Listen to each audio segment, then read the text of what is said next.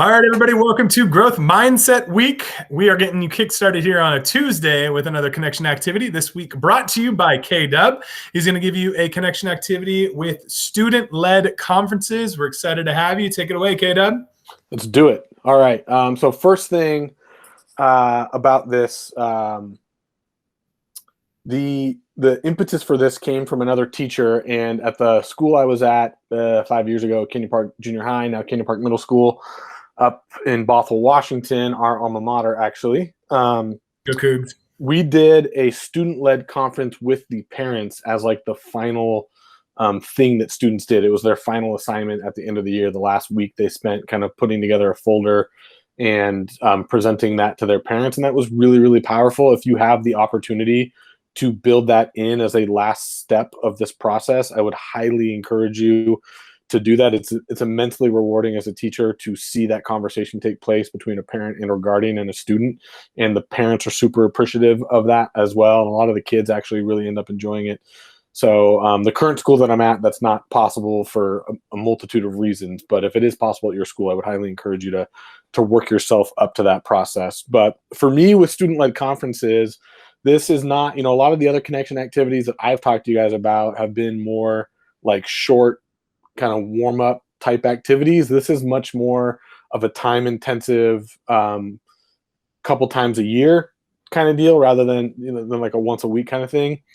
And so the way I've set these up is that we do them in the first month as kind of like a follow-up to some of the getting to know you activities that we've done and surveys and things like that, where I'm going to sit down with each student during an independent work time. My classroom is very well set up for this. I have like a couch off to the side by my desk so that they can sit and relax. And then, kids are doing an independent work during this time period. We have block schedules, so it's easy to build this in. And I just call kids up, and it's like some kids it's a 2-minute conversation. Sometimes it's closer to 5 or 6 minutes. But so again, we go that first month as like a Kickstarter, and then we do it every quarter after progress report grades or semester grades come out, just as that's a good time, right? We have some data there to work with. So that's why we do the times that we do. The prep work side of it, I really think it is really important to make sure that this doesn't feel like something that you're just kind of throwing on top of part of your curriculum, whereas like kind of like an extra day in the year. So like some things that I would do for some prep is either give the kids a folder at the beginning of the year that is clearly designated for this purpose. I will flag assignments often for my students, like, hey, this would be a really good one for you to save for our conferences as a reference point for whatever reason. And sometimes I'll explain why I think that to them. So either give them like a tangible, like a folder to put it in, or one thing I've updated in the last 3 years is I make all of my students get a 200 sheet spiral notebook that stays in the classroom in a crate that has their name on it. Like it's very easy to keep organized. And so I just tell them when we're setting up our notebooks at the beginning of the year, the very first chapter in our notebook is our student conference chapter. And so it's a place where they know they're going to go back and do journal entries or put assignments in and things like that. But having it set up in advance, like, hey, we know we're going to be tracking this. There's a place to keep track of all that information, and then letting them know what the purpose of it is, right? Like part of the prep is like, hey, this is important because for me, kind of connected to grading is like, I'm interested in your growth over time. I'm not necessarily interested in your average over time. And so like, this is a really good way for us to kind of measure that and look at that. And then another piece of prep that I have found really valuable, I got this idea from a English teacher in our department who used to do something similar at a different school. We have an accountability partner, and I'm a big believer in the gradual release of responsibility. And I think accountability partners are a really good way to set this up, where they have somebody else that they're going to kind of check in with on what their process is. So that's kind of the prep work behind it. And then what do we actually talk about in our conferences? I honestly, this has changed almost every single year. I will take something out or add something new into what we're going to focus our conferences on. But we're going to talk about like, what are your academic strengths? What are your interests? How can we use those to make you as successful as possible in this class. And then like we need to have an honest conversation about like, hey, your evidence-based writing is still not where it needs to be. You know, what are some things that we've done in the last few units that have kind of created some hurdles for you, or where do you think there's some places that you can get some extra support for that, so that we can really make sure that like we have a waypoint so that the student and I are actually having a conversation about those things, rather than me just flicking through a grade book and noticing that this is quote unquote an issue, right? Is that we're actually having a conversation about it and moving forward with it together. And I think that to me is the thing that's powerful about the student-led conference, is that it's the student who is now taking ownership of the process of the learning. And what I find is really interesting, Tim, I bet you have some similar stories. It's actually really hard for a lot of my kids to focus on what they're doing well. And so I've actually had to do a lot of updates in the last few years to really get them to focus on, hey, like, what are you doing really well, and how can we build on that moving forward? I think that's something that's become really valuable for a lot of my students.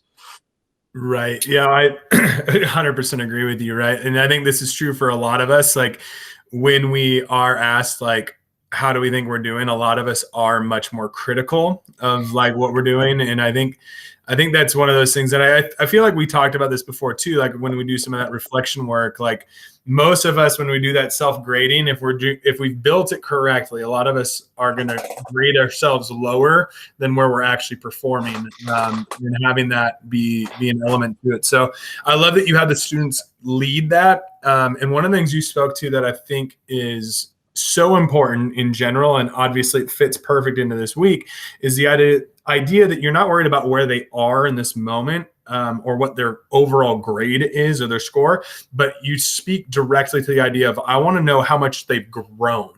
And so I think that's like the wizardry of like being a really good teacher, is making a student who's already getting like 90s plus and getting them to continue to grow. And then also getting that student who's like borderline given up on themselves and getting them to grow just as much or more, because they've got so much more space to go, and rewarding that and celebrating that and letting them identify that, I think is so awesome. So, well, I think one of the things, and it comes up in so many different ways in history class, right? Like we talk about this idea of justice as fairness and understanding. There's also a great video from a couple of years ago, like talking about privilege, where like a guy stood with like $100 bill, like 100 yards away from people, and said like, you know, step forward if you come from a 2-parent household, step forward if this. Okay, now let's race for the $100, right? Like I think the thing that one of the things that motivated me to start doing the conferences as a year-long process is recognizing that so many of my students were starting from a different place.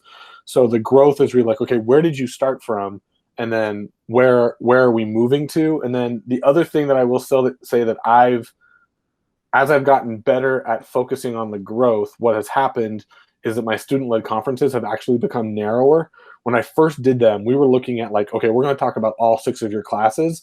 And I almost like turned into like a counselor, which is not my job, right? So that was really like good at. So like sometimes it was useful because I was getting useful information that I could pass on to folks. But I find that even in the narrow conversations, I will still learn something about a student that is valuable to pass on. But now we're really focused on like, in this class, where are we at? Where are we going? And then let's talk about how can I help you individually to get there? And it kind of speaks to something that you touched on last week with the idea of like, yeah, we have students that have individual education plans, but in an ideal world, which we all know we don't work in, we would have individual plans for every kid. And this is the closest I've been able to come to getting to that. And so I'm at least aware of, okay, Johnny doesn't like to write. So whenever possible, let's create opportunities where he doesn't have to write to show his learning. And we need him to grow there. So we can't just have an avoidance strategy. Like let's create some scaffolds to make sure next time we're doing an essay, I'll make sure I give him an outline that maybe nobody else is getting, or, you know, maybe just make it available and he knows that it's there is kind of another change, right? Like that's a big thing. It's like to make it available to everybody, and the kids who need it will know from the conferences that that's something that's there for them. Right. How do you get your accountability buddies to know those starting points as well as you know those starting points? Like, do you have joint conversations, or is it they're just there for each other randomly paired up, or how does that whole situation look? So really the evolution, that's a great question. The evolution of the accountability partner really came from a student request a couple years into doing this of when we were still just doing the parent student-led or the student-led parent conferences at the end of the year of like, hey, we could use some practice before I do this in front of like an audience, right? Like I'm nervous about doing this in front of my parents. And so it started out with like, okay, go ahead and do it with someone that you're practicing with.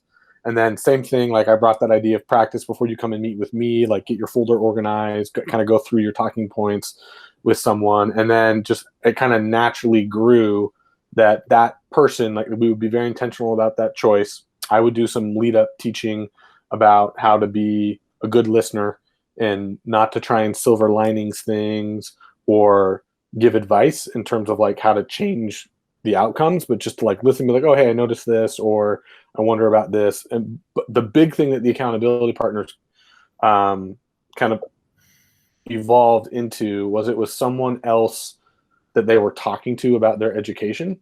And so it wasn't just with me. And so they had someone else who was checking in with them, because I think it's a natural thing of friends. Once you know that you have a friend that shared something that they're struggling with, it's like a natural thing for a friend to want to help you with that. At least that's been my experience with my students.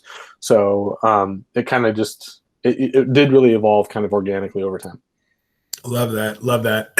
I think this might need to be another connection activity we do in the future too. For the teachers who have not seen that video or have ever participated in like a privilege walk, there's a lot of phenomenal connection that can occur there, similar to the cross the line activity we've done in the past. But yeah, even more so with some of the specific questions, and then having that separation where you can actually like look back for those that have had the privilege and be like, holy crap, I've never looked back before. And having from the other perspective of like, holy crap, they're so far in front of me. Why do I even try to go get that $100? Right. So, yeah, absolutely. Let's put that one in the docket in the future. I love that. So thanks for bringing that one up. The last thing I've got for you is obviously you talked about like the couches and things like that, which I know is from the past when you're not in your NTI vibe. So things are a little bit different right now. I feel like because I know you so well, this is still something you're going to make happen, even with limited amount of time. How does this show up for you in NTI? That's a great question, and I wish I was living up to your standards a little bit better. So first semester with kids that regrettably I'm not that aren't required to see me anymore, although I've reached out to a couple of them recently. We didn't really do it. We did kind of like a couple of minor versions of it. Like our school, our district has a required parent-teacher conference, like the 3 days before Thanksgiving is all parent-teacher conferences that are like required by the district. So we did those, and so I did some prep that I think is more than other people do for those, but that was really it because I felt so pressed for time. But to your point, one of the big changes I'm making second semester is we were going not to get too into the weeds on social studies teaching, but we had a pretty rigorous chronological unit set that we were trying to get through. And again, we're completely remote. And so we took an 8 periods or a full year's class and squished it in half to help the students with organization. We just didn't get to everything. And I felt really pressed for time. I did way more teacher-led instruction than I've ever done before. I cut out some of the connection stuff that I think is really valuable. Student conferences was one of the things that got left on the chopping block floor. That wasn't really even a conscious choice. It was just kind of something that happened as I was making decisions over time. And so one of the things I'm actually doing this semester is I'm reordering and reorganizing my units to create more time for these things, because I think it's something that I know it's something that I'm frustrated that we didn't do enough of last semester. So I'm retooling my whole first semester thought process to make sure that we make more time for stuff like this. Nice. I think I would be in a similar boat, so don't beat yourself up. I have not done any of the conferences and reflections that I've done in the past either, because with our hybrid schedule and just the way that the student behavior has shown up, they're really only learning new content when they're in front of me. And I definitely tried doing like the idea of teach something new even when they're at home, but a lot of them weren't doing that. So I was playing a lot of catch up, and it had similar vibe to you. It's really difficult to get everything in that we're supposed to get in. But I'm stoked out of my mind that all my students are coming back starting March 3rd, I think it is. Oh, nice. Okay. It's going to be a different, there's mixed feelings and opinions. For sure. I've gotten both of my vaccine shots, so I'm not concerned about me necessarily catching it, but obviously a lot of students haven't had any chance to get that protection. But we're all going to be back in class 5 days a week, and I know that I'm going to be able to have those one-on-one conversations with the kids. I'm going to be able to do some of the things that I used to do when I would see them 5 days a week instead of 2 to 3 days tops a week. So I'm in the same boat with you. I'm going to be building more of these conferences back in. So nice. And just so for those of you that are in the same situation, so I'm still in comprehensive distance learning, and as of yet, our district hasn't even set a date for even starting hybrid instruction for 9 through 12. So, and to be honest with you, both my students and I, for the most part, while we're all excited to get back to in person when it's safe, they're all like, I don't really want to have to figure out another way to learn for like the last 6 weeks of the school year. Like, I'd rather just, like, right. Most of the students have said, like, let's just stick with the CDL and start fresh next year. But anyways, for those of you who are wondering, like, okay, how are you going to make these changes? The strategy that I will report back to everybody on that I've adopted is, again, we have our students 2 days a week for live time for about an hour and a half, and then 3 days a week for 2 1.5 hour sessions, quote unquote, and then another 45-minute session of asynchronous time. And so the way I've kind of built things out, we're about 2.5 weeks in right now.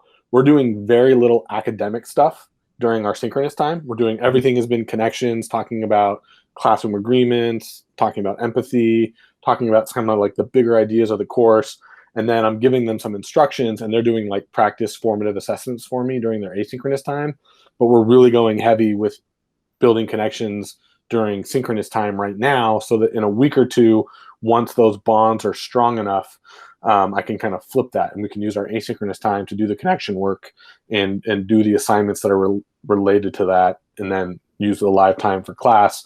And my logic behind that decision is that my students in first semester were really, really, I don't know if I'm allowed to use the word thirsty anymore. But depends on the context. Yeah. But they really wanted that connection, both with me and just with other people. And so what I found is that when I did asynchronous assignments that were about opportunities to get away from academia and be more connective based, I got like 95 to 98% like completion percentages on those things. And kids, like, we would have back and forth, right? Like, I would respond to something that a kid wrote and they would respond back, and it would be like 5 rounds the wheel with that. Whereas if I said, like, hey, write a teal paragraph about why the Berlin Conference was, another example of old white guys being assholes, like, I would get the paragraph, but like first of all, the work completion rate was closer to like 85 to 90% on a good day, right? Maybe closer to 70% on a bad day. And then like the back and forth about the work just wasn't there. And so I found that kids are hungry, because kids are hungry for the connection time, they will put more energy into it without me having to be there with them doing it. And so my hope is, right, we can't build connections during asynchronous time, so we have to build that during the sync time right now. And then I'll be able to hopefully parlay that into them tackling those things when we get to async time. Perfect. I love it, man. Get hungry. Well, I appreciate the connection activity, and I know that the kids are benefiting from it, and everybody who takes the time to get some student-led conferences in their classroom will benefit from that connection piece as well. So, yeah, absolutely. We look forward to seeing you all back here on Thursday for our big idea and story time. Take it easy and always learn at Peak State. Make it a great day. See you Thursday.